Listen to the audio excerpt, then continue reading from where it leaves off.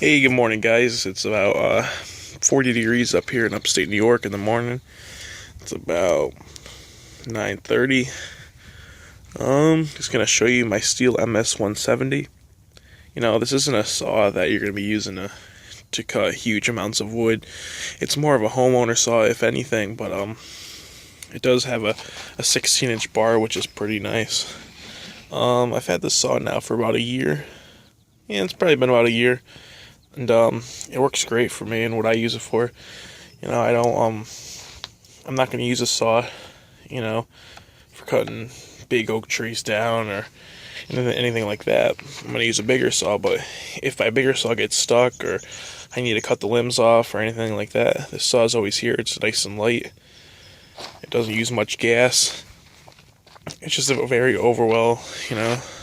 It runs and cuts good, and it does everything I ask it to. I think a lot of people that would buy a saw like this, maybe I'm wrong, but would think, all right, it's got a 16-inch bar. I can, cut small firewood with it, but really it's just gonna bog. It doesn't have the power for that, and it's not really made for that.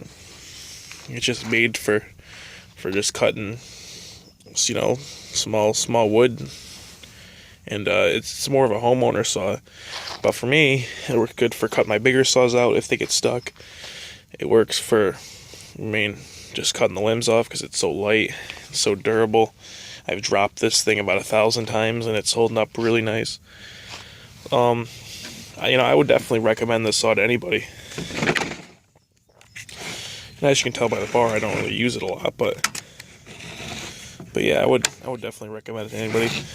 And here's a cool feature right here. If you twist this off, you can get right into the air filter. Everything's right there.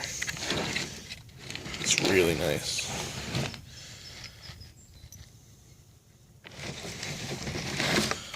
I would definitely recommend this saw to anybody that's going to use it for its actual purpose.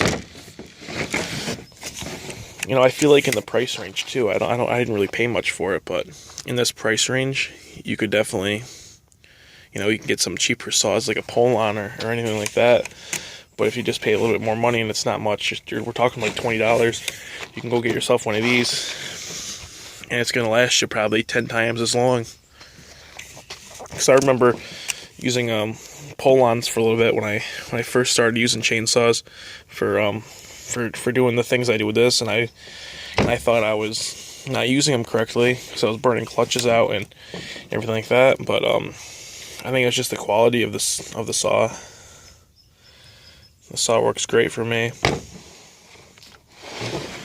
It can be a little rough starting sometimes, but after it gets running, it's pretty easy to start, and I use it for a couple hours during the day. But yeah, I'm gonna be uploading a lot more videos. If you guys would subscribe. If you have any questions, just ask. If you have any complaints, just put them down. I'm accepting of those too. All right. Thank you very much, guys.